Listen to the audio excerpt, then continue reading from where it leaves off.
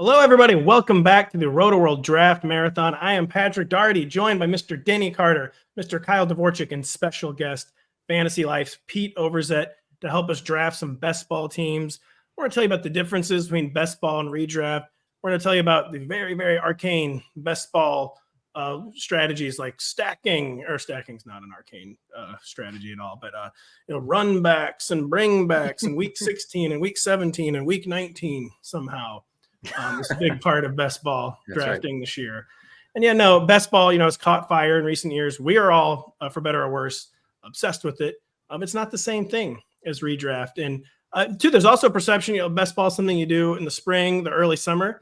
Also not true. You can do it right up until week one, Mr. Pete. So Pete, first up, how are you doing? Maybe how many drafts have you done this summer? And then, tell folks just what are the primary differences between best ball and standard redraft? Yeah, I would lead with a different sales pitch than running backs and bring backs in week 16 and week 17. I would say you get all the fun of drafting, but you don't have to manage the team in season, no waiver wire, no trades.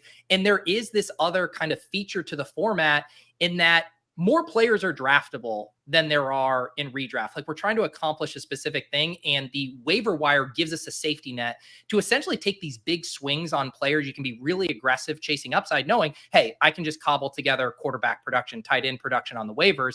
In best ball, you don't have that luxury. So a lot of the player pool has a purpose. Like, most of the players today, in the 215 or so that will get drafted, I could make a case for them at a price in a specific build in certain situations. And that is fun to draft and have way more players that I think can make sense for what you're trying to do here. So yeah, it's the reason you can draft so many teams is because you don't have to pay the piper on any of the managed elements.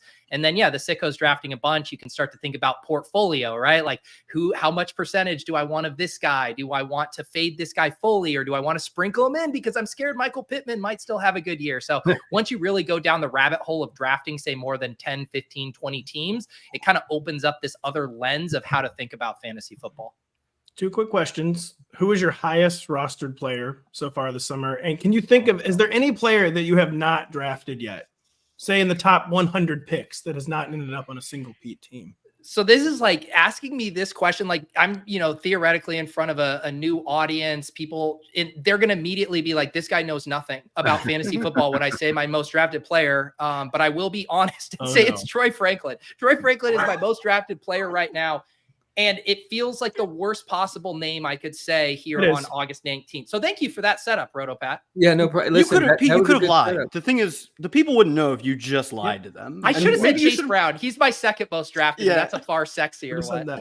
Have you considered drafting good players? That's what I'm trying to do. Well, the problem is the Broncos aren't going to play any of their good players. All their good players are going to be their wide receiver 7, 8. Yeah, Broncos don't have any good players anyway. I mean, Tim, how many shares of Tim Patrick do you have, Pete?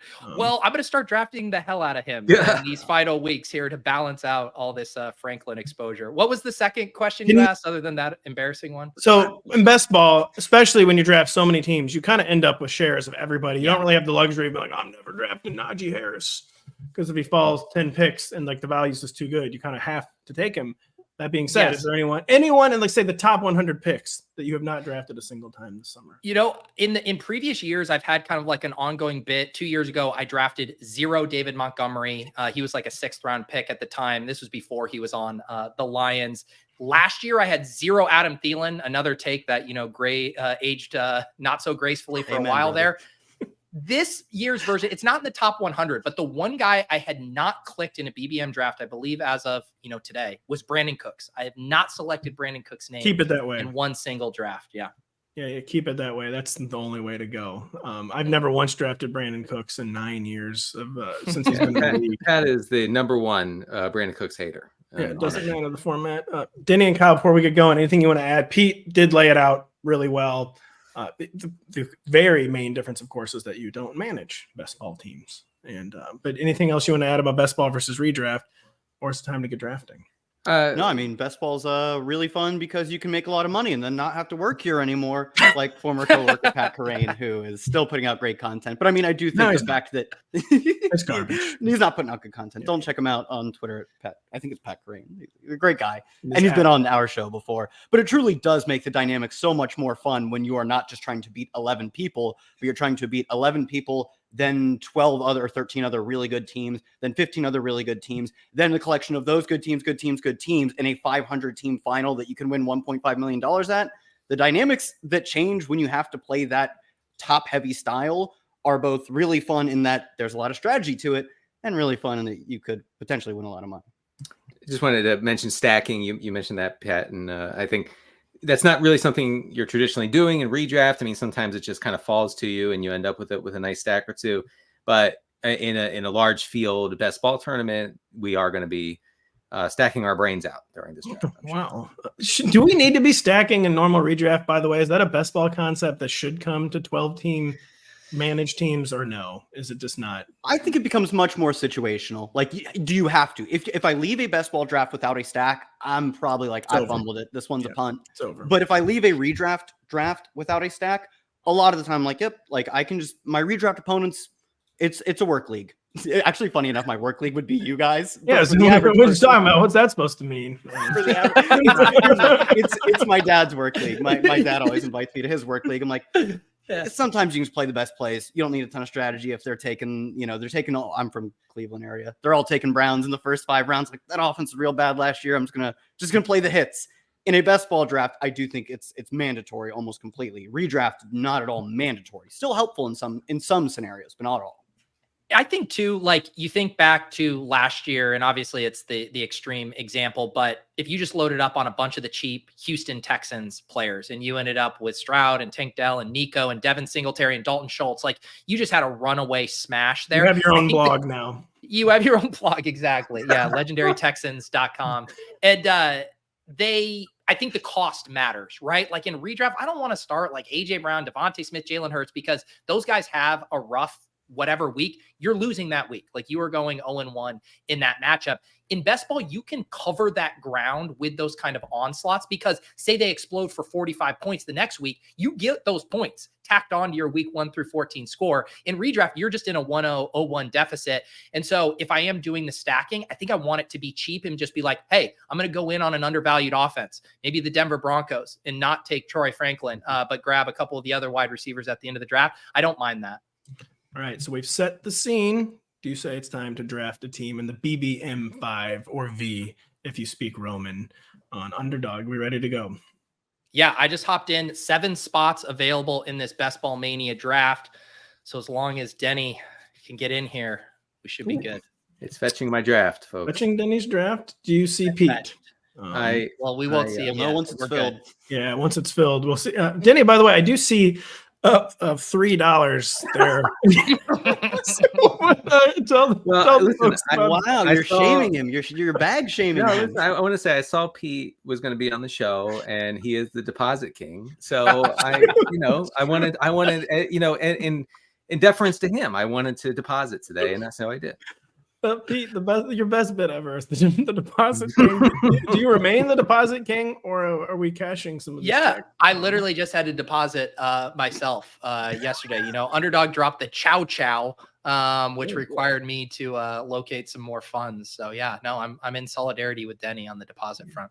Is the chow a real one, or is that one of the fake ones, like the Yappy? It's a real one. We're in the Yappy 11. All right, we have Pete, we have Denny. Do we have Kyle? We do, I believe. You'll find me under the name Kyle. Yes, Kyle. Yeah, creative username, Kyle. There, at normal Kyle. So we're waiting here about 30 seconds till the draft starts. It's a good time to remind everyone about the Rotoworld Draft Guide. The Rotoworld Fantasy Football Draft Guide is now available exclusively through a new partnership with Matthew Berry's Fantasy Life. Get a Fantasy Life Plus subscription and receive the Rotoworld Draft Guide plus fantasy DFS and betting tools to help you dominate all season long. Use promo code ROTO10 for 10% off. Go to fantasylife.com/Rotoworld to learn more. That, of course, includes the Fantasy Life Draft Guide, which I'm assuming Pete is involved in some way, the Fantasy Life tools. Pete's newsletter is not part of that guide, but Pete's newsletter is an absolutely essential read. Really, really check it out. Amazing stuff on Fantasy Life. Is the draft going yet? Nope. 3, 2, 1. All right. And I see, as an influencer in the space, Pete draws the 101. What's going on there? Rigged much? That's how it works. They rank you in order of draft slot by your influencer powers. And so that's why Denny is directly to my right, where he deserves to be. at 102. And look at Denny and I, the true zero RB bros, not selecting Christian McCaffrey. Right. You're not taking a dusty 29-year-old running back, Pete, at number 1. Instead, you are taking a wide receiver in CeeDee Lamb who has yet to practice football. I was waiting for the shoe to drop on that. Best fantasy player of my entire life goes number 3. Of course, I'm not there to scoop up that value. It's fine. I'm doing great. And I took Tyreek Hill, who is older than Cooper Kupp somehow.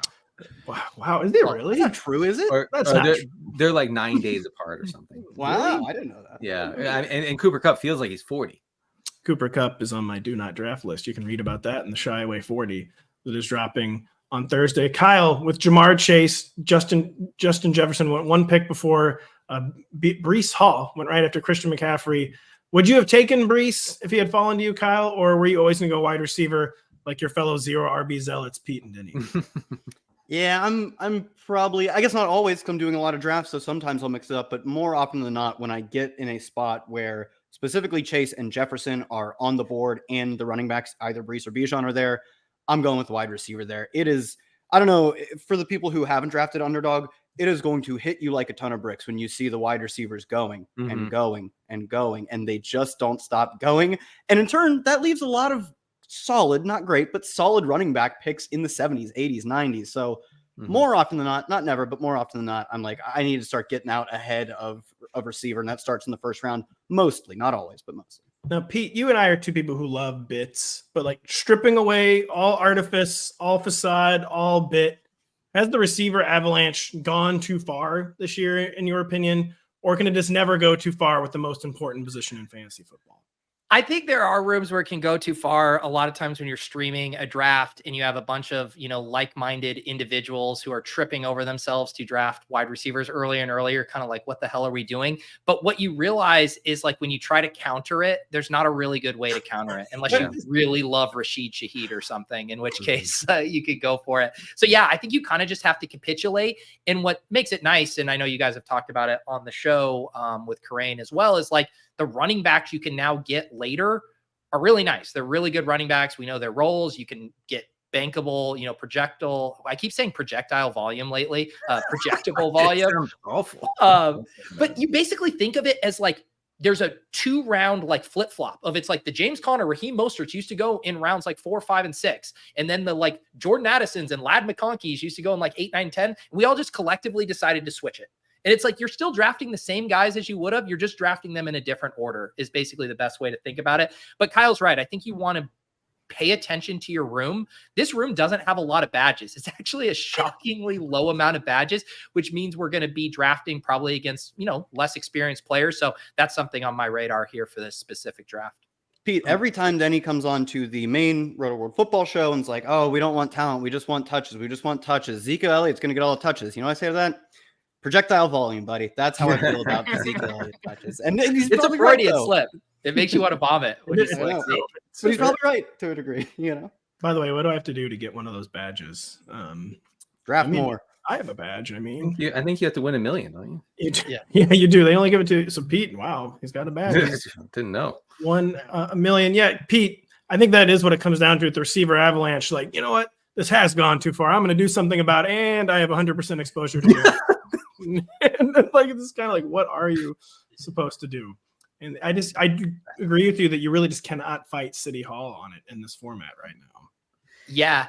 This room seems a little less running back heavy. I'm going to do, so like normally I'm always doing like with my CeeDee Lamb, I like getting Devontae Smith, another wide receiver. I'm going to use this room that I don't think is going to be quite as wide receiver crazy to get us a Barkley share. Most of my CeeDee Lamb teams have Devontae Smith as kind of my week 17 Eagles bring back. I'm going to go high T here, grab Barkley 6 picks past ADP.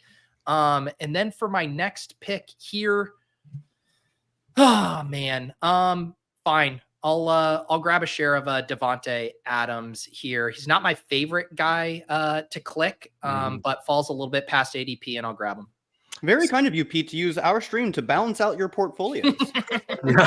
I just took the 2 guys that I don't ever draft here. I'm sorry, but I did. So basically what I've done so far this show is tell you that I draft a ton of Troy Franklin and then pick 2 guys that I never like to select. So I'm a really reliable narrator. You picked someone. I had to go on a podcast this morning and supply 5 players I thought would be busts in 2024. And Denny's like, come on, just say Saquon Barkley. Just say it. Just say Saquon He'll be on my Shyway if you want to check It's that not out. It's instant. I got to the spreadsheet so I could write them down first.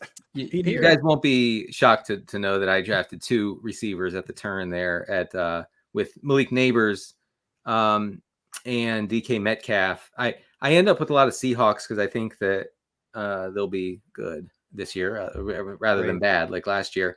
And so this is probably the beginning of a Seahawks stack for me. And I, of course, having to say it while you guys are here means I'm going to get sniped on a bunch of good Seahawks players. But oh well. We'll get into all of your guys' overall builds and like your first 4 or 5 picks in a second, but you all started with anchor wide receivers. I don't think that, usually use the word anchor with receiver. It's more running back, but what it was CeeDee Lamb, Jamar Chase, and Tyreek Hill went to your guys' teams. How essential is it that you stack your number 1 receiver with the quarterback, or does it just need to be one of your top 2 or 3 or maybe even 4 receivers? How essential is the stack with the number 1 receiver in their quarterback? Peter. I like it when it works out, and I think specifically like CeeDee Lamb and Jamar Chase, you can often get values on Dak and Burrow, and the correlation just makes so much intuitive sense, right? Like if these guys have, a wide receiver 1 overall year, it's really likely their quarterback is having a good season too. Like you could obviously have a situation where say like Garrett Wilson, last year where it's like he kind of, gives you some weeks, but the quarterback play is awful. Like some of these guys are good enough that they can get there with subpar quarterback play. But if you want that truly outlier wide receiver 1 season, the quarterback's coming along. So it's not like I have to get my first quarterback stacked up, but it immediately is something I think about when I draft CeeDee Lamb. I'm like, oh, this can be a Dak Prescott team. Where am I at on the board? Right. Can I get him at a value? And so I do think you should be thinking about it. Pete mentioned earlier that some teams are far more stackable than others. And you just mentioned the Burrow Chase thing. And that's easy to do if you want to go in that direction. It's really hard to like stack Eagles. Like you have to get AJ Brown and then maybe Devontae Smith and then maybe Hurts if he falls or something. But it's, to get all of that Eagles pass game production means that you kind of have to get lucky and you have to use a ton of draft capital. So I do find it difficult to stack that sort of situation. I think with Mahomes, it can be easier because you can get Xavier Worthy, I think, at a pretty reasonable ADP.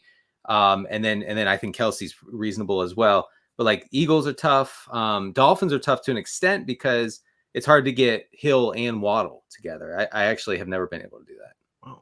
Denny, it's quite an elaborate way to say you're not a Johnny Wilson believer, by the way. I've never heard of him. Hurts round 4, Johnny Wilson round 7 or 8, and I think, right. And by the way, best ball is very different in many ways, including I think the savvy of best ball drafters compared to your average redraft league. Like for instance, I took Malik Neighbors as my 2nd pick, right at the end of the 2nd round. He in more casual leagues, he's going to go in like the 4th round, maybe even the 5th round. Kyle, you're almost on the clock in round 4. Who do you have so far? What are you thinking at pick 4? And what kind of direction is your team taking? I started Jamar Chase, Drake London, and Mike Evans. Much like Pete, I don't really love taking Mike Evans, but if you draft, you don't have to draft that many teams before you start to think, this guy doesn't fall 5 spots very often. That was Mike Evans for me. He doesn't fall 4 or 5 spots very often, especially in underdog drafts where everyone's trying to value hound. They don't want, 2 spots past ADP. That's a good pick just because he's past ADP. And the farther you go from ADP, like that is generally true. Like the market's pretty good at picking out who's good. If in an individual draft he falls and I'm doing a lot of drafts, I am kind of inclined to take him. So it's shaping up to be a true 0 RB team led by 2 receivers I love drafting. And Mike Evans at pick 30 or 31, whatever I got him. Perfectly fine to take there as well. Who was your 4th pick there? Was it a 4th? I'm literally on the clock right now, and it's looking like it's going to be Josh Allen, also past ADP. Yeah, that's a good pick. I was hoping he would come to me, but no chance. Not at all. Yikes, Kyle is fired. So yeah, do you think that best ball and redraft quarterback ADPs are kind of aligning more than they used to, or let's say like a sharp redraft room or quarterbacks still going later than they are in best ball because there is quarterback hunger sets in earlier in best ball drafts? Is that one difference, or am I making that up? Does it not set in earlier in best ball drafts? Yeah, I mean, we had kind of a correction, like, right, there was a couple years ago when Allen and Hurts were going in round 2. And then, last year we had an awesome late round quarterback year. Obviously Stroud, Jordan Love, even guys like Sam Howell were usable and cheap last year at times. So this year it kind of balanced back. And now you're getting deals on Josh Allen like Kyle just did at 4.7. I kind of gravitate more to elite QB in redraft, because I think you can cobble together, like, the reason that makes it hard to, and maybe a guy who is known for living the stream over here might disagree. It's sometimes hard to know when to draft or when to start those guys. Whereas if you get 3 cracks at it on a 3 quarterback team in best ball, it's just going to put the guy in your lineup. In managed, I like the idea of knowing, hey, I have the guy with the elite ceiling and a good floor. Let me just put this guy in my lineup every week. It can be sometimes hard to have to guess when to play the other way. An underrated aspect, by the way, of going earlier QB in redraft. No one should ever go truly early QB. And to be frank, it's a year where like late round QB looks more back than ever, when there's like a lot of really established pocket passers, admittedly, but a lot of really established pocket passers that just almost barely have ADPs. It's a good year to go late round QB. But one thing with early round QB, an underrated factor of it in managed leagues, is not having to stream. It can save you a lot of like real human minutes every week. Like, you're not grinding the waiver wire. I actually love this. This is a really good take. No, I feel like it is a good home league take. Like, listen, man, like, I know, like, I've got to take my kids to soccer practice, the Girl Scouts, somehow chess. Like, I don't have time to be doing this every single week. Like, Matthew Stafford's projected for 0.3 more points than Kirk Cousins. Like, oh my God, what am I going to do? Guess what? I have Josh Allen. I don't care. Yeah, right. So Denny, we're through. We're in the 5th round. You've made 4 picks. Yet another wide receiver, Xavier Worthy. Mark Andrews in the 5th round, though. So you have drafted another position, but really not really. Mark Andrews is a wide receiver. Well, look, I just want to say on the Worthy thing, I have capitulated big time. Clearly. Look, I get it. I was wrong. Xavier Worthy's not too small. And he's going to be targeted relentlessly downfield by the best quarterback of all time. So I'm going to shut up and I'm going to start drafting Xavier Worthy. That's what I'm Some of us have been telling you to do that for months, almost years, really. If only I would have listened. If only you would listen. Denny, are you happy? Tyreek Hill, Malik Neighbors, DK Metcalf, Xavier Worthy, Mark Andrews. Quite a collection of talent. I can't speak to roster build. So I can't speak to the talent. Yeah, no, I'm a little miffed. To use a family-friendly term, because I was 1 pick away from landing Lamar, right? And I was going to get Lamar and Andrews back to back if Andrews still fell to me, right? So I that was a nice, solid stack. I like that. I was going to stack 1 or 2 of my other high-end receivers and go from there. I'd missed down Lamar, so now I have Andrews by himself, and that stinks. Moreover. Yeah, I feel like it's trending toward over for me. Malik Neighbors, Daniel Jones, Darius Slayton stack, though, is very much in play. It is. It really is. No, you were not supposed to agree with that. No, it's hideous, but it is. Pretty sure Daniel Jones ran for 700 yards and 7 touchdowns 2 years ago. I mean, he ain't playing all 17 this year, but 505 through 14 games before they bench him. Maybe he has facial hair. No one's talking about that. You know, he could mean business. By the way, Kyle, you got Josh Allen. Stacking with him, I find to be a little bit maddening. Who do you usually stack with Allen? I mean, I was 2 picks away from getting the Allen Kincaid team, which I love. I mean, this is generally how I'm building teams: is receiver heavy early, and then go for it often finds it to be the quarterback and tight end stack, where the tight end projects to be the wide receiver 1, that being Josh Allen Kincaid, which I just missed out on. But the one you tried to get, Mark Andrews Lamar, those teams feel like if you're going to take a step away from drafting receivers, which I think early rounds you want to generally draft receivers, it's so you can win both of the onesie positions. Josh Allen's the QB1 overall, and Dalton Kincaid takes the next step, and he's Josh Allen's, de facto wide receiver 1. So I do find myself ripping those in kind of the middle of the 4, 5, 6 rounds in there. I'm up again. If you miss on Kincaid, I agree with that take. But if you miss on Kincaid, I find stacking him with Shakir, maybe Curtis Samuel, maybe even if you're getting disgusting, Dawson Knox. Oh, I thought you were going to say Mac Collins. No, if you're getting crazy, Dawson, that's easy. I mean, you can do that without reaching too far, because really Kincaid's the only like locked in option right now. And I don't think, especially, well, I should say, in some formats, some best ball formats, Shakir is not being valued correctly. I think it's a little sharper here, but you can still stack pretty easily. Denny almost on the clock, but Pete, you're almost on the clock for back-to-back picks. Take us through the team so far. Take us through your thought process here at 6 and 7. Yeah, doing a little value hounding here, Pat, on these running backs. Barkley, 6 picks past ADP. ETN fell to me at the 4-5 turn. So did something like Kyle was saying that I don't normally do, which I normally have 3-4 wide receivers. But here's the thing. On this side of the board from the 1 or 2 hole, I actually feel really good about the wide receivers at the 6-7 turn. If you're on the opposite side of the board, as Denny here snipes me on JSN, it can really dry out. So, but I don't mind it here because I'm going to take 2 wide receivers. I'm going to take Brian Thomas. I already have ETN, so I want these Jags to be rolling here. And then I'm going to decide what I want to do with this next pick.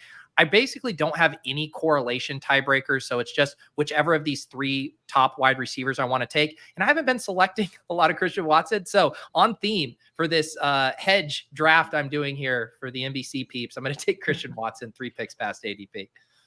Brian Thomas. It's never been more over for Christian Kirk, many are saying. Kirk's usage is not great, I will say, so far. No, So I'm going to overreact to injury news, and I'm going to take Najee Harris. Good. Because, look, again, capitulation is key in fantasy. Warren season over. The old Denny would have said, I'm taking the discount on Jalen Warren. Like, oh, my God, he might miss 1 game. No, I'm scared. I'm scared, and I'm playing scared. That's how you win. And so I feel like look, this gives like an avenue for Najee Harris to establish himself as like the Arthur Smith guy of all time. And I feel like Jalen Warren will come back and they'll ease him in, and his hamstring might go back and forth. Who knows? This is a serious injury, and then it'll just be Najee season the entire season. I like that Arthur Smith had Derrick Henry, prime Derrick Henry, and we're like, Najee Harris could be the Arthur Smith guy. And we look back at the Arthur Smith legacy. It'll be not Derrick Henry, who was, for my money, the best running back, pure runner of my adult lifetime. It will actually be, though, Najee Harris got 315 touches. He finished as the RB7. And it's, as much as it was cool to see Derrick Henry do all that, it was even more insane that he just, through sheer force of will, fed Najee Harris the RB7 season. That's right. Yeah, sheer force of will, check downs galore. He's going to get it all. And the Steelers love their boring football. They pride themselves on that. They always have. They always will. And who's more boring than Najee Harris? Najee Harris does not feel like the kind of pick, if I'm being honest, that's going to win you $2 million and a website, though. All right, we'll revisit this in December then. Speaking of $2 million, is Jalen Warren, Kyle, isn't he one of Crane's highest rostered players this summer, or was that just early this summer? Nope. It continued through. At no point did it stop. And I talked to former coworker, $2 millionaire Pat Crane, very often, almost every day. And we were all screaming at him like, we should try and get some value on Jalen Warren. He's going to fall. And he drew a line in the sand and said, no, we will not. We will continue drafting him at this price. It's about sending a message. And I get it to some degree. Like, I think Warren is a smash pick. Do we really want to wring out 6 picks of ADP value and risk not getting the guy you want? I get that. But I'm trying to hound that value. I'm trying to find a room where everyone panics and I get him a round and a half past ADP. Different strokes, different folks, though. I also get, like, you want to get your guys, and he's one of Crane's guys. He still is. My home league last year, redraft, of course, not best ball.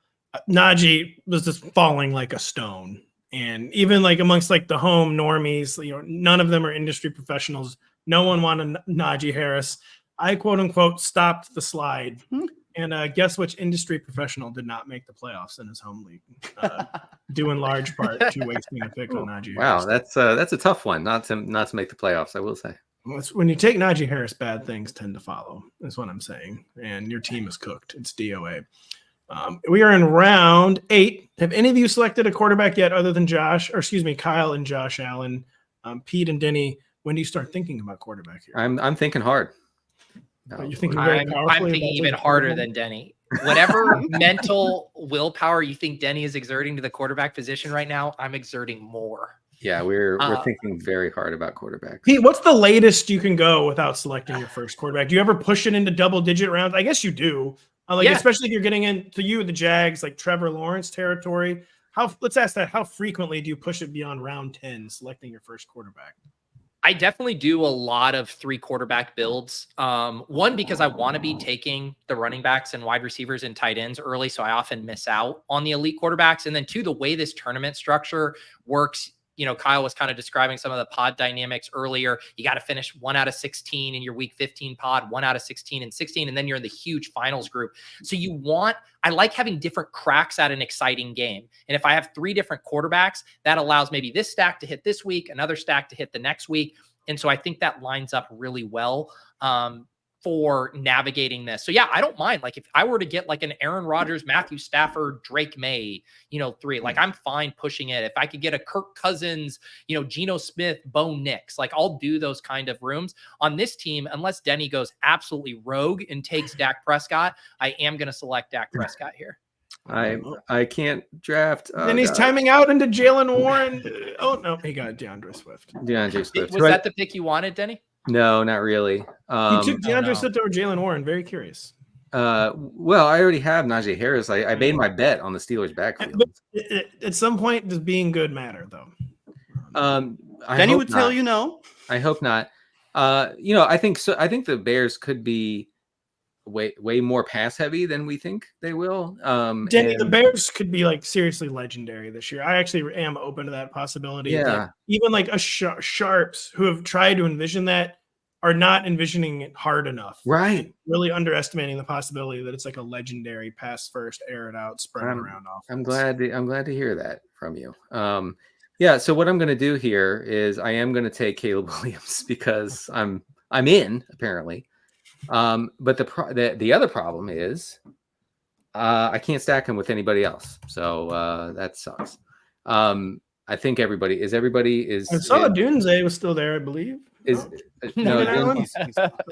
buddy. Dunze was gone in the second round. That's how the wide receivers go. Is Lord Keenan Allen gone? No, Lord is gone. Oh, you've got backup tight end Cole Kmet still hanging around. Yeah, Gerald Everett could be the low-owned guy you need. Oh, I will say I have been drafting Gerald Everett in my small teams because I believe. Denny, maybe you could stack Caleb Williams. I'm trying. Tyson Bagent. I don't want to. Is that how stacking works? Yeah, that doesn't make any sense. Is that how it works? You can stack quarterbacks. Yeah. Right? So this is that was a panic, terrible pick. Hopefully, DeAndre Swift is really involved in the pass game. That's all I have to say.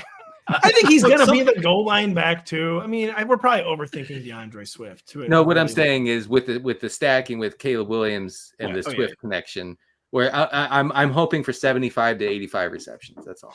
That running back room that's grim. I'm going to be honest with you, Denny. Najee and DeAndre Swift. That's grim. No, it'll depress you. It's neither hero RB nor zero RB. It's just kind of RB. Like there's no logic to it. I mean, I'm not happy. If you want to hear me say it, I'm not happy with it. Right, that's what I wanted to hear you say. I like, people talk about like the hierarchy of needs of like a best ball team. Like, okay, roster construction is important. And then, stacking below that. I like imagining that Denny just like blacked out and just was watching in his head that Caleb Williams escapes the pocket, rollout throw deep down the sideline. He's like, nothing else matters other than Caleb Williams being him. I got it. Yes. I think he is him. Well, yeah, I mean, I do have a chance to stack Tyreek with Tua, and I know Pat's gonna vomit, but okay. Look, I'm not a film guy. I don't even like to comment on film. I made that mistake talking about Justin Fields the other day. But listen, Tua, comment on film. God, Skinny Tua looks good. I have to say it. Skinny Tua looks based on what? Based on the other day against Washington, he looks. I'll say it. I'm gonna say it. He looks twitchy. Ooh, I like this. Shifty. He looks like he can. I don't know. Avoid a pass rush. A single sack, which is something he was unable to do last year. So I think that makes a difference. That does make a difference. I guess so, Denny. My question to you would be: because I think you probably could have pulled off a Tua, Geno Smith, Danny Dimes team off of your kind of early, but I'm guessing maybe that trio makes you a little uncomfortable. Yeah, I mean, I definitely want, because I have JSN and DK Metcalf. Obviously, I'm going to try to get Geno. That's no secret. I couldn't stomach the Daniel Jones neighbors thing. No. Hey, can I talk through something? I was gonna say I'm here with I just missed it, but I have Jamar Chase, Josh Allen. Though I could go Joe Burrow, 2 elite quarterbacks. Joe Burrow like 20 picks past ADP. I also would have had to have taken a third because it's both 12-week bye. Would you guys have done that there? Do you force yourself to go 3 QBs, 2 of whom are elite? Burrow, Probably not. 20 picks past ADP, almost 30, I think. By definition, the third quarterback would be a guy more likely to maybe either get hurt or get benched. Yeah, And bad player. Be a lot of volatility there. And isn't that just too much early round quarterback investment? Well, you would, by definition, have to take a third one. So, yeah, you couldn't do it. You could not do it. Oh, I think I would have done it. He went like 1 pick. 20 past ADP ever happened for any player in a baseball draft ever? So I think with certain players, it does tend to happen more, i.e. Joe Burrow. There are 2 players. If you don't value stacking and you take Jamar Chase and someone else doesn't value stacking and they take T. Higgins, but the rest of the room value stacking, they have no use for Joe Burrow. And the people who don't care about correlation are the ones who, in theory, should want Joe Burrow. So I think with them, like with a player like Joe Burrow, it was 25 or 30 picks past ADP. That almost never happens. Yeah. But with a player like Joe Burrow, he does fall in this weird spot where there's 2 viable options to play with him at this point. Like no one's setting up the backdoor Andre Ioshavas and Joe Burrow stack. And I guess in this room, the 2 guys that had Bengals, one was me with Josh Allen already, and I don't know who had T. Higgins, but they didn't want him, and they just kept not wanting him. I think I would have done it. I would have done it and just sucked it up and take a third quarterback, Bo Nix in the final round. Denny Carter, round 10, he got Tua, by the way. Ladies and gentlemen, we got 11. I think, too, the interesting thing for Kyle on that one is I think you could have pulled it off because your team was pretty balanced, like Jacobs and that. You were going to probably have to do a 3 tight end build. That would be the only thing about, do I go 3 quarterbacks and 3 tight end? But then you get Goddard. I think you can stretch Goddard to a 2 tight end build too. So you were going to have a pick to play around with. You use that pick to get a really fun quarterback room. I am going to take Trevor Lawrence stacked up with Brian Thomas and ETN. And now I kind of have to decide if I wanted to like reach to lock up Gabe Davis for a double stack, but I don't think I have to force that. Tyler Lockett is the faller here. Denny, are you interested in triple stacking Seattle? Kinda, but feel free to do what you're going to do. No, I'm going to do what I'm going to do. I've been trying to get more 80 Mitchell. With Josh Downs starting off slow, I think 80 Mitchell is just a really strong selection. And, before I was kind of thinking of him as more of a late season play. And the more I read and then factor in the down stuff, I feel like he could give us some stuff at the beginning of the season. 80 Mitchell seems like the classic player where we're focusing on all the wrong things, like the 5 little nitpicks and just ignoring the fact that he's like a high second round pick. Right. And that the team seems to love him. And I do like 80 Mitchell as a late round value. By the way, Denny, now you got Tua and Caleb. You can't do Geno now. So He can. Is that really? I don't know. Caleb's. I don't know if you should really do a 3 quarterback build. If you kind of reached for Caleb, did you not? I scrolled down a little bit. I did. Scrolling. Well, that's what they say. That's what they say. Hey, scroll the F down. And so I did. I think I picked him like four picks ahead of ADP, which of course is catastrophic. It's just catastrophic. It's just like it is over, unfortunately. So. I don't know how often do you guys end up with 3 quarterbacks? Because I'm the kind of best ball drafter. I have to work really hard to end up with a 3 quarterback build. AKA, I'm always like it's the 7th round. Like, why can't I take him? Why can't I take the quarterback? And I always end up with like actual quarterback investment. So I'm never in position to draft 3 quarterbacks because I always end up investing in like 2 kind of. Well, just imagine if when you were in the early rounds, you didn't have an internal monologue saying you have to take the quarterback. That's how you end up with a lot of 3 quarterback teams. So I end up with Daniel Dimes, who his name should never be uttered out loud. By the way, we're talking Tyler Lockett now has fallen 15 picks past ADP. Tyler Lockett has fallen 16 now. I mean, this is wild. The rest of the show is just Denny 17, 18. Now that's good podcasting when you just count, when you just find yourself counting. I'm going to read some random names. Guys, I was such a coward. Not taking Lockett. Pete was desperately trying to talk me into doing it. And I was like, no, I'm good. I'm good just hedging my bets. Denny, can't help but notice you didn't take your absolute favorite player for the 2024 season, by the way, Ezekiel Elliott. I'm not gonna Read reach. the JR SVP sniped you on Zeke. I want to say I'm not gonna reach for Zeke. Okay, I'm gonna feed Zeke like the Cowboys should, but I'm not gonna reach for him. I feel like I'm imagining Denny going on like a political tour where his slogan is "Reach for Zeke." What does that mean? It sounds vaguely inappropriate. I would have underdog drafters protesting my public appearances. Denny, we can't get you on the ballot in North Carolina. We're having real problems with the Reach for Zeke message. Who's almost up here? Kyle Dvorchak, 12th round. You're almost up. Take us through your first 11 picks. What are you thinking at 12? First 11 picks I will read quickly as I am up on the clock in a minute. Josh Allen, James Cook, Josh Jacobs, Chase Brown, Rico Dowdle, Jamar Chase, Drake London, Mike Evans, Keon Coleman, Jordan Addison, and Dallas Goedert. Got a good little stack of the Bills. Now I'm trying to line up what I can stack at the end of the draft. I need a second quarterback. I like having the correlation of all of my quarterbacks, some of their pass catchers. Jalen Polk making it past ADP. Drake May already getting some of the...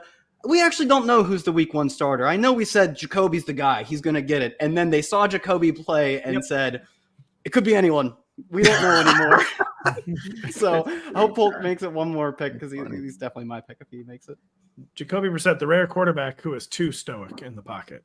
Man, that guy can't move at all.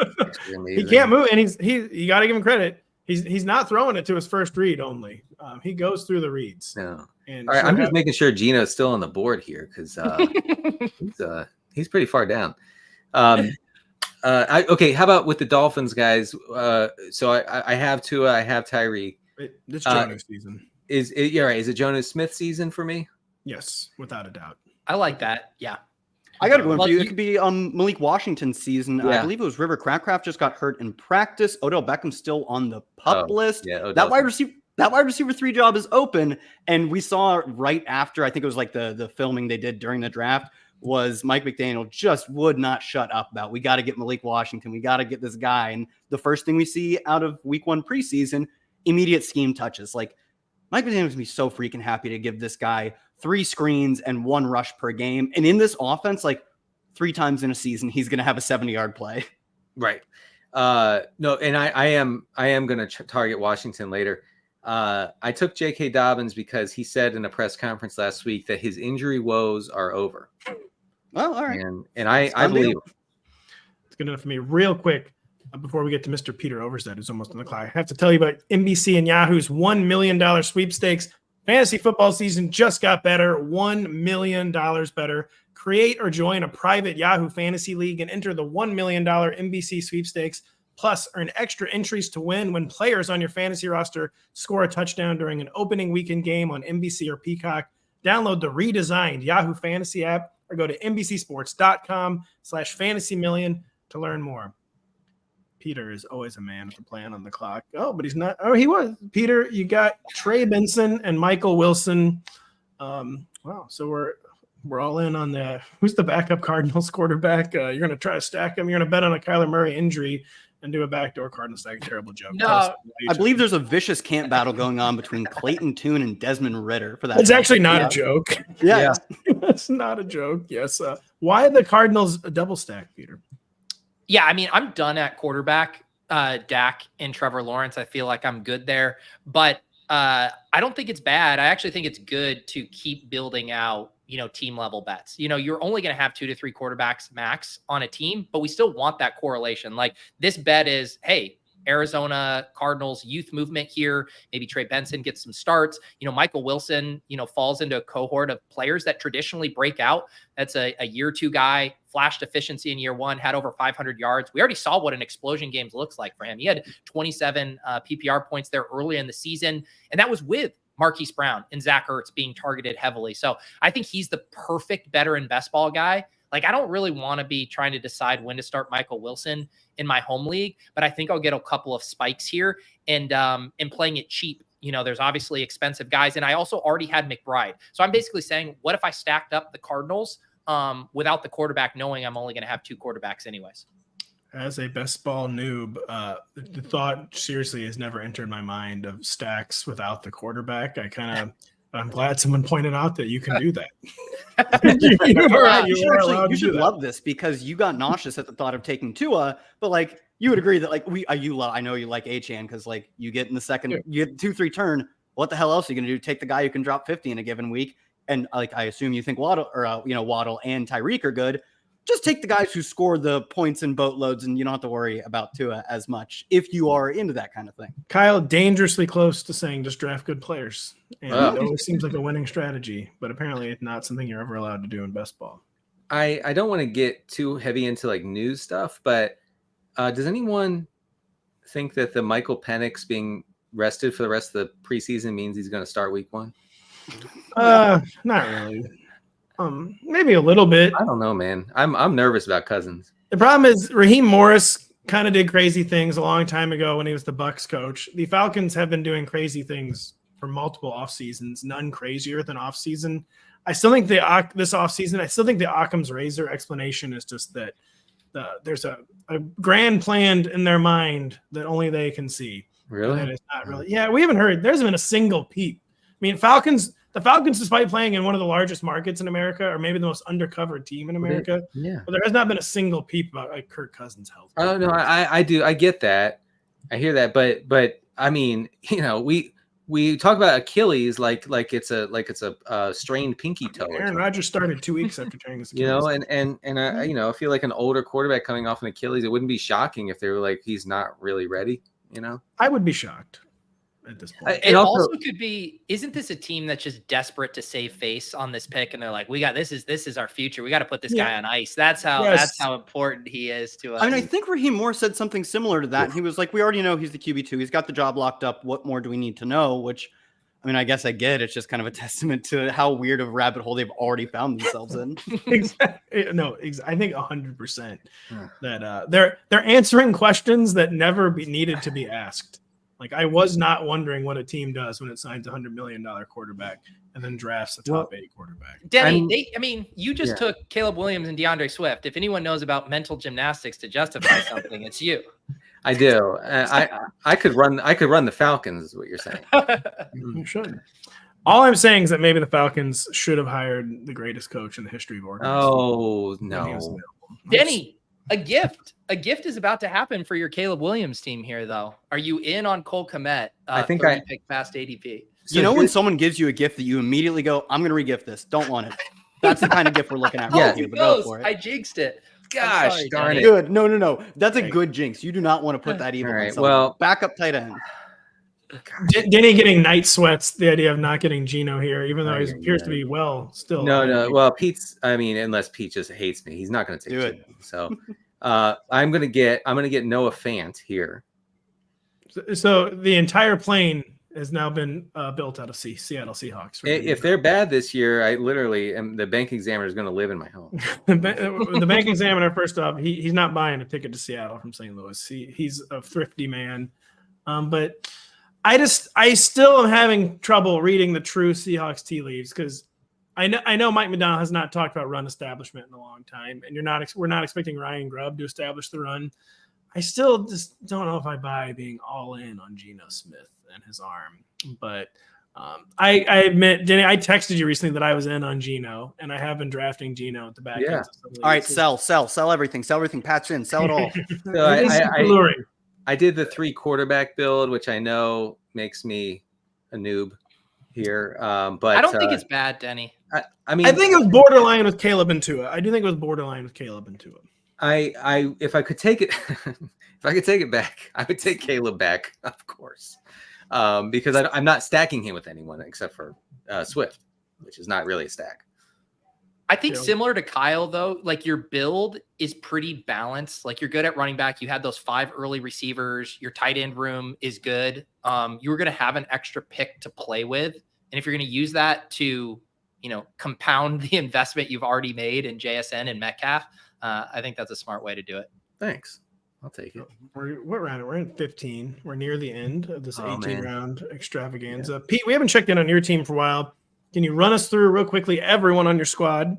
Tell us how you're feeling and how you might close things out. I just did another little teammate pairing at that 14-15 turn with Bucky Irving and Jalen McMillan, two of my favorite rookies there. But yeah, I got Dak and Trevor Lawrence at quarterback, up to 5 running backs, Barkley, Etienne, Warren, Trey Benson, and Bucky Irving. Got 7 wide receivers, CeeDee Lamb, Devontae Adams, Brian Thomas, Christian Watson, A.D. Mitchell, Michael Wilson, and Jalen McMillan, and still just the 1 tight end and Trey McBride. How are you going to do 2 or 3 tight ends? Probably only 2 with Trey McBride, I'm assuming. Yeah, I mean, I do a lot of 2 tight end builds with Trey McBride, but I don't know. This might be one where if I get the second one really late and it makes me pretty uncomfortable, I might just do a 3 tight end build because I think my running backs and wide receivers are in good shape too. So I know that's kind of like a theme here. I feel like if you build balance, you show up in the 18th round and you're kind of like, I could basically do whatever positionally with this last pick. I think that's where I'll end up. I'm a little surprised Bucky Irving's ADP has never climbed higher. It's not the Dave Canales show anymore. Rachaad White, despite being the every snap player, has never looked worthy of being the every snap player. Bucky Irving, decent draft capital, at least for a running back in the year 2024. I think he could have a standalone role early in the season. And that Rachaad White is the kind of player who begins to shed touches at this stage. In some way, you have to be good. And Rachaad White, he was better than ever last year, but was still just not good relative to his workload. Yeah. And I do love the Bucky Irving late rounds. I'm ending up Bucky Irving in a lot of my redraft too in like round 13, 14. So I'm going to, again, overreact preseason, and I'm going to try to target Trey Tucker here. The Trey Tucker drumbeat has, in fairness, been going since before the preseason. Yeah, it has. But we laughed at the preseason. We did. Tucker, we said, "Oh, this is ridiculous." But the guy, he's a dog. I'm sorry, but he's a dog. He's a dog, and he's going to force Minshew to throw it to him. Like it's just very clear. The dog levels are through the roof. I know Adams hasn't been playing. I know Jacoby Myers is there, but I think I'm going to do a cop out here and say that he's better in best ball. Better, aren't we all, brother? We're hoping Tucker falls a couple more picks. Come on. So someone took DJ Chark, by the way. That's something. You want to talk about overreacting to summer news? I can't remember who it was, but people are saying hashtag that Jonathan Mingo has looked much better this summer. And if any of you ever drafted Jonathan Mingo, you don't. If you want to admit this off the air, you can. But on the air, if any of you ever drafted, nope. I mean, in the year of our Lord 2024, no. I took him last year, and I mean, to be fair, I'm taking Jonathan Mingo 2.0 a bunch and Xavier Legette this year, but that I don't want to. We had to roll the dice last year. He was a highly drafted guy with a path to snaps. Yeah. You kind of just got to go with those guys sometimes, but we found out he's not good. Let's not go back to the well, and you get to roll the dice again with Legette. Okay, Peter, I don't know, kind of just I don't know, man. Is this you contradicting yourself? You said you do a lot of 2 tight end builds with Mr. Trey McBride, the hero tight end, and then you take Colby Parkinson and Theo Johnson. Explain yourself. So this was, like I think I always kind of knew deep down in my heart of hearts this was going to end up a 3 tight end build here. And I wanted to get a bring back. I have all that Arizona stuff going on. Colby Parkinson is a guy I've been trying to get a little bit more of. Hang on, what just happened with Denny here? I got him. We got him, folks. Sorry. No, you're good. I've never seen someone so relieved to get Trey Tucker and Malik Washington. Don't get me wrong, Trey Tucker, week 1 healthy scratch, but week 7 or 8, he might catch a deep tutter or 2. Yeah, no, and then Theo Johnson, little week 17 there opposite A.D. Mitchell, and a guy that I've been wanting to pick up my drafting on. I mean, I don't know. Did you guys see the news report when Brian Dable was talking about Theo Johnson and he like pulls him into his office and says, "Watch these Gronk highlights," and then says, "This is who you're going to be for us."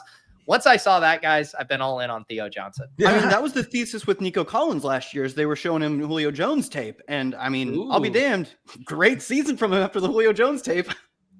There it is. I somehow missed that. So that's a really, really compelling data. But like that is genuinely enough of a data point to take like a 17th round flyer. So I'm not even kidding. Like, listen, this team, sure, they might be wildly incorrect, but this team thinks Theo Johnson's going to be the next Gronk. and you can't ignore something. Well, like they had to tell Theo Johnson about Gronk first. Yes, He's too young. He's not old enough to play. Yeah. Come on, man. He said, "Oh, Bucks legend Rob Gronkowski." Yeah. Good. The guy who got benched for Kate Otten, right? Oh my gosh, John Smith's already been drafted. This is sick. Yeah. John's 80. His 80. The beginning of the summer, he didn't even have an ADP. Now he does have an ADP, and it is rising. I've noted, as it should be. The Dolphins need that third passing game weapon.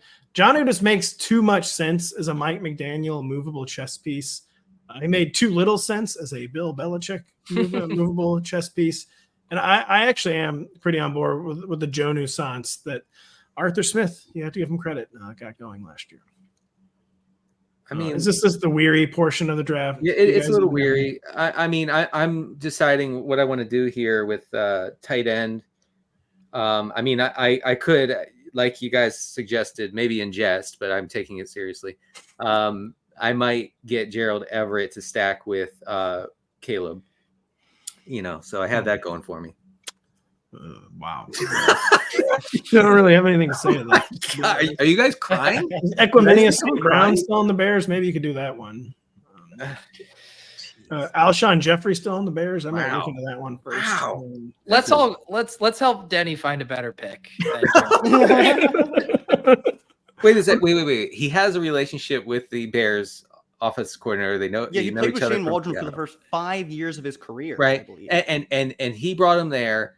Cole Kmet is just a guy. Come on, he is. He's just a guy who's making more than the GDP. I know he makes a lot of money. You know why? Because he's a nice guy. He's a good guy, so they paid him a lot. But Gerald Everett's is better, clearly. Gerald Everett, who if gifs exist of Gerald Everett, it's like the ball hitting off his face mask in the end zone. Yeah. Or him somehow, Joe, the first down line was right there, and for some reason he slid 1 yard short of it. There wasn't even a defender in sight. I've never seen that, to be honest with you. It's kind of a strange play from Gerald Everett right there. He makes at least one boneheaded play per game. It's true. He does, and his quote, never been good. A lot of good players here in round 18, of course. What's with the Luke McCaffrey thing? I don't get that. I mean, it's over now. He's running with the deep reserves. They're trying Jahan Dotson in the slot. I mean, for a while, it was like, oh, they drafted him, I believe, in the end of the third round. High draft capital.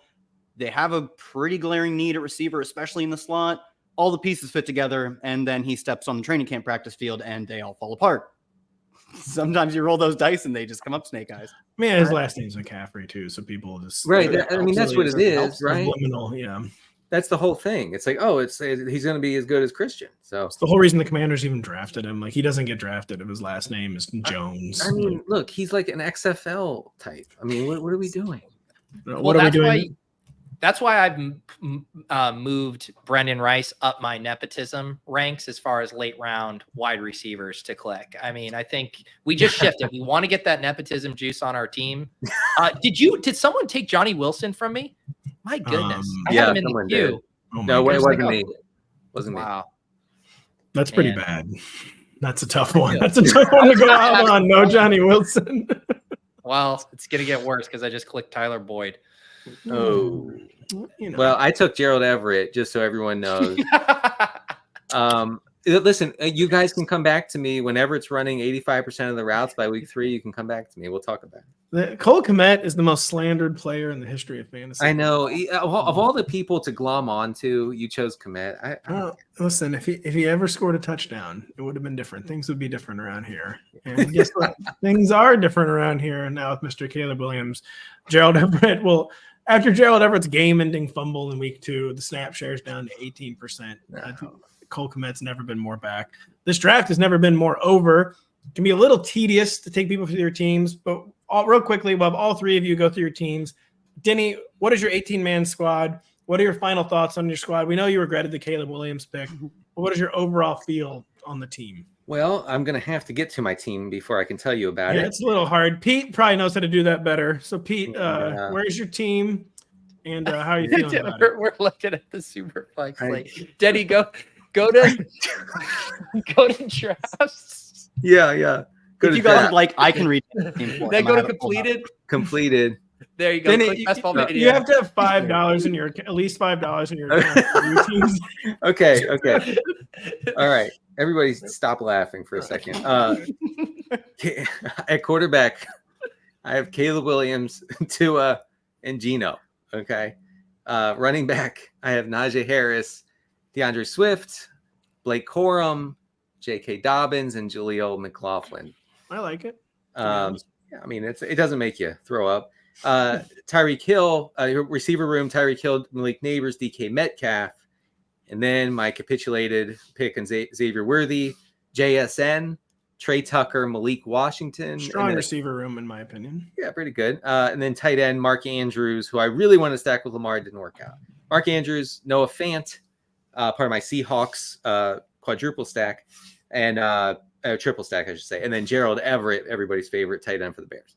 What are the odds this team makes your current $3 bank account $28 on Underdog? I think we're talking at least 20%. All right. I think I'd say 46%. This is a pretty solid overall team. Kyle Dvorchak, what is your squad? How are you feeling?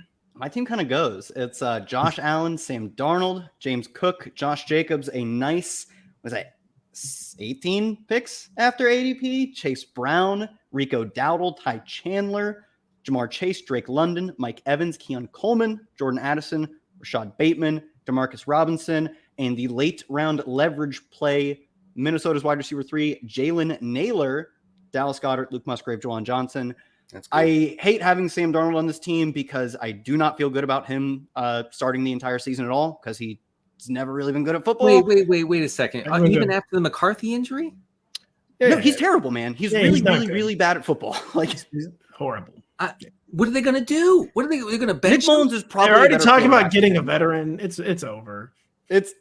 But the thing is, at this point in the draft, it's pretty late. I only need a backup quarterback, and I already have Ty Chandler, who I just think is a good pick at ADP. I got Jordan Addison below ADP, and that's the stack I have set up. I have a somewhat reasonable bet already made on the Vikings. I need Sam Darnold to kind of pull through for those guys to hit. So it made sense in the context of this team. Denny, pull up Peter Overzet's team as Peter tells us a squad. Denny, if you just click your name where it says CD Carter 13 above your roster, you'll get a drop down to see the other teams. Man, you just know everything about this format. Okay. All right. Here we go. Peter, take us through your squad, though. Yeah, I have Dak Prescott and Trevor Lawrence, 5 running backs, Barkley, Travis Etienne, Jalen Warren, Trey Benson, and Bucky Irving, 8 wide receivers, CeeDee Lamb, Devontae Adams, Brian Thomas, Christian Watson, A.D. Mitchell, Michael Wilson, Jalen McMillan, and Tyler Boyd, and 3 tight ends, Trey McBride, Colby Parkinson, and Theo Johnson. Got some nice values on my running backs, Barkley, Etienne, Warren, Benson, Bucky, all of my picks. A little AU value hound there. I grabbed 4 of those early wide receivers and then was pretty aggressive kind of targeting the rookies here. You know, Brian Thomas, A.D. Mitchell, Michael Wilson, second-year guy, McMillan. Ended up taking Tyler Boyd at the end, partly because of that, pretty rookie-heavy dynamic. Also, he correlates week 16 opposite A.D. Mitchell and week 17 opposite my Trevor Lawrence stack. But yeah, I like the stacks I got. I felt like I had the luxury pick, which I did spend on Theo Johnson because I heard he's the next Gronk. But overall, I like this team. A lot of wisdom from Denny Carter, Kyle Dvorchak, and Fantasy Life's Pete Overzet as we continue the Rotoworld Draft Marathon. And there's the key word, continue. We're still getting Matthew Berry's Ride or Die later today. You're still getting our big team mock draft this evening at 8 p.m. Eastern. A lot of friends from Fantasy Life, friends from Yahoo, all your favorite Rotoworld personalities, fantasy football, happy hour personalities. So just good stuff all day long. Thank you so much to Denny. Thank you so much to Kyle. Thank you so much to Pete. We hope you enjoyed it, and we'll be back later.